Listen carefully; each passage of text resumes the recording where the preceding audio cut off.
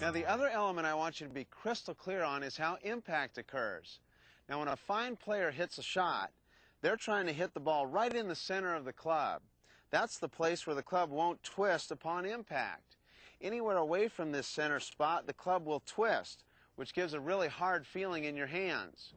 Now, to hit that center spot of the club cannot just be swinging along the ground.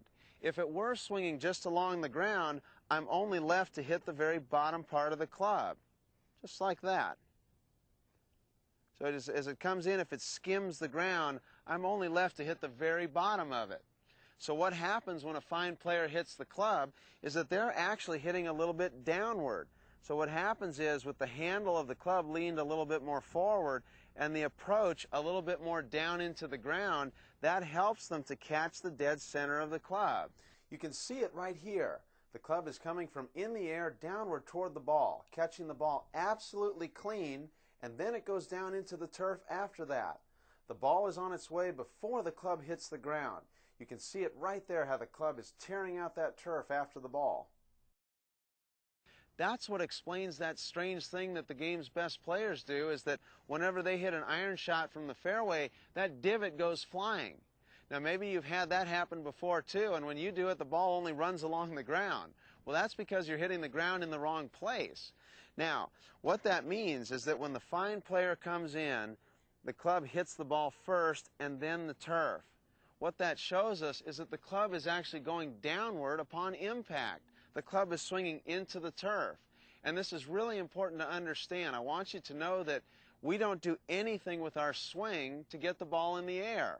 The only thing that gets the ball in the air is the loft of the club. The fact that it has a pitch to it, that's what gets the ball in the air, not our swing. Our swing goes into the ground. So this is a very unusual concept for people when just getting started, because it doesn't seem logical to swing that way to make the ball go that way. I wouldn't do that in tennis. If the ball were coming in tennis and I wanted it to go up in the air, I would get down lower and I'd smack it up into the air. It's perfectly logical. Golf is not so logical. You have to go ahead and swing downward to make the ball go up. That way the loft of the club can do its job. Our job, again, is to hit the ground in the right place. Our job is not to get the ball in the air. So you maybe have experienced this on the golf course, where you've been out there trying to lift the ball up into the air with your swing. This is very common for the new golfer. But now that we understand how impact occurs, we want to go ahead and try to smack the ground after the ball.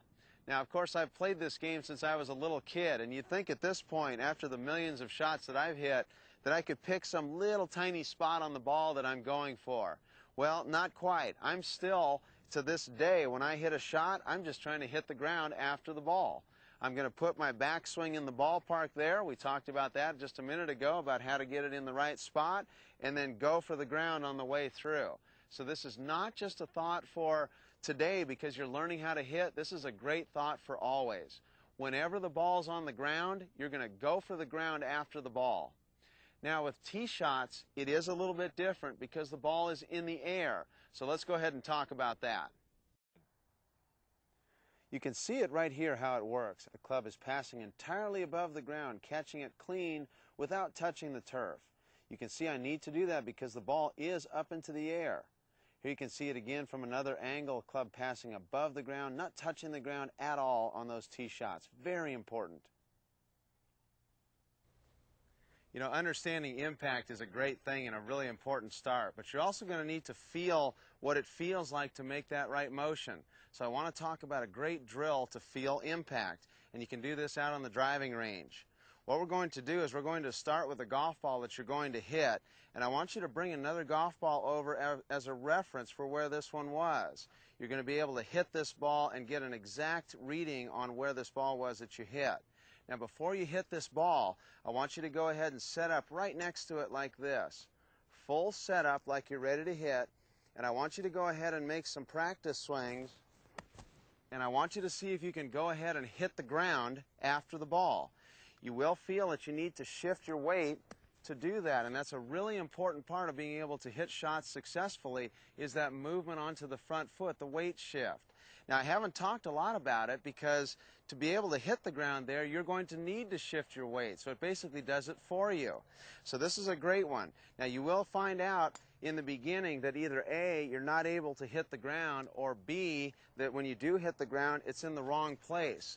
Well, you want to keep practice swinging until you get the feel for it. You may really feel that you have to just hurl yourself forward to catch the ground forward enough.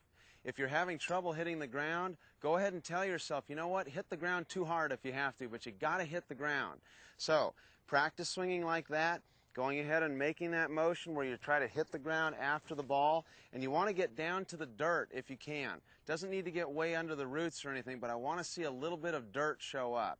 Remember the players on TV, when they hit, that big clodhopper of dirt goes flying down the fairway. So they're really going down to get it, and I want you to go down to get it too. So once we set up, we're going to go ahead and hit our shot now. If you've got your little reference ball down, go ahead and hit your shot. Now what you're going to look for after you hit your shot is you're going to want to see that the divot started right on the back part of the golf ball, right there. So that means that the club came down, caught the ball just fine and clean, and then it goes into the ground after that. If you see this look, well, you actually see this is a fine divot, but occurring a little bit too early. This might have been a very bad shot, but what you want to see in this situation is you're really, really close to a good one. So keep practice swinging until you can get the feel for hitting that ground after it.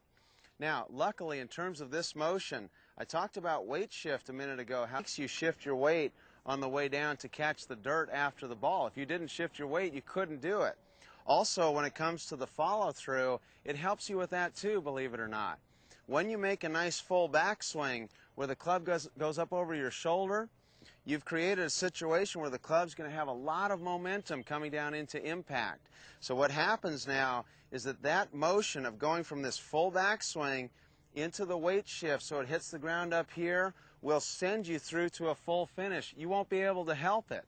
So basically going from up here and moving yourself strong enough so that you catch the ground forward will send you through to a full finish. Now, one of the questions that I get all the time has to do with fairway woods. How does it work with that? Well, a fairway wood is still hit from the ground. The ball is still on the ground. So you can use a similar drill here where you go ahead and put that ball down even with it and go ahead and hit your shot. Now with a fairway wood, it may or may not get all the way down to the dirt. It might just be a little burn mark, but I do want there to be some evidence that you've been there. I have a great film of Ben Hogan hitting fairway wood shots, and after each shot there's a little puff of dust after he hits. He's hitting on very hard ground in Texas, but it shows that his club is hitting the ground each time. So the club will brush the ground on the way through with a fairway wood also. Now here's another good one for the range that you can use, and that is to go ahead and grab a twig or a tee, put it out in front of the ball, just like that. So what you're going to do is you're going to go ahead and set up to this ball, if you will, like you're ready to hit it. You can go ahead and make your setup like you're going to go. Knock that ball out of the way so that it's just you and the tee. Now when you do this, that tee is going to look like it's miles forward. Like, wow, I really have to move to go get it. And you know what? You do have to move to go get it. I want you to. That's part of becoming a good golfer, is having that movement. When it's just you and the tee, go ahead and make your practice swing until you can make that tee disappear. That's what's going to happen. You remember that the club is hitting the dirt after the ball. That means it's going down into the ground. When I put a tee out in front of it like that, it certainly would hit the tee each time. Now when you're really good at that, you can still do the same drill, only this time leave the ball there. So we're going to make our setup. The tee is about a club head distance in front of the ball there, just about like this, so it's just out in front of it. Go ahead and make your setup. You're going to go ahead and make a normal full swing at it, as always trying to catch the ground after the ball. Now that was a really nice fairway wood shot, and you can see that I did get all the way down to the dirt on that particular shot, and the tee is certainly gone. So this drill out on the practice driving range is a really good one to get a feel for that impact with the irons and with the fairway woods. Remember, no hitting the ground with the driver, but anytime the ball's on the ground, I want you to go for the ground after the ball. That's how we make impact. Now I know what some of you are thinking, I don't practice on the grass. Well, does that mean you don't have to practice? Not quite. I'm going to show you a great way to find that impact on the mats as well. Now, most places that have mats like this, you're going to find some grass pretty near where you're hitting.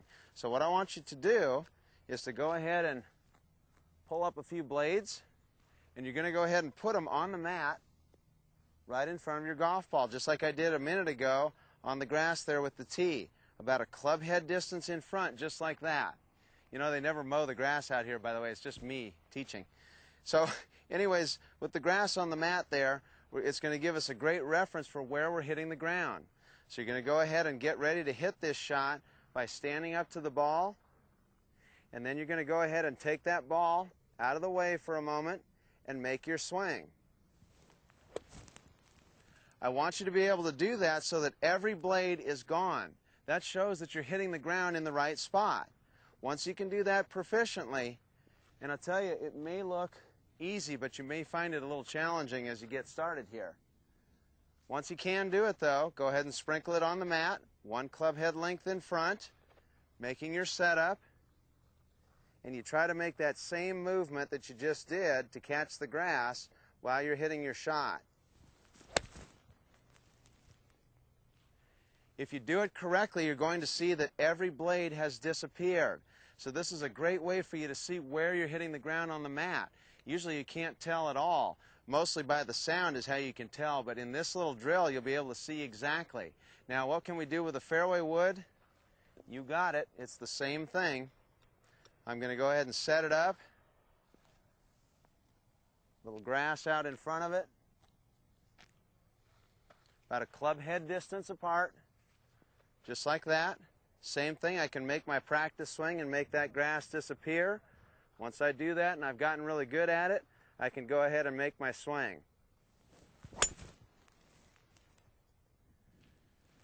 So again, on a good shot like that, every blade has disappeared. Now, if there's no grass at all around the mats that you're practicing on, what you want to do is go out to your local pine tree with a little Ziploc bag.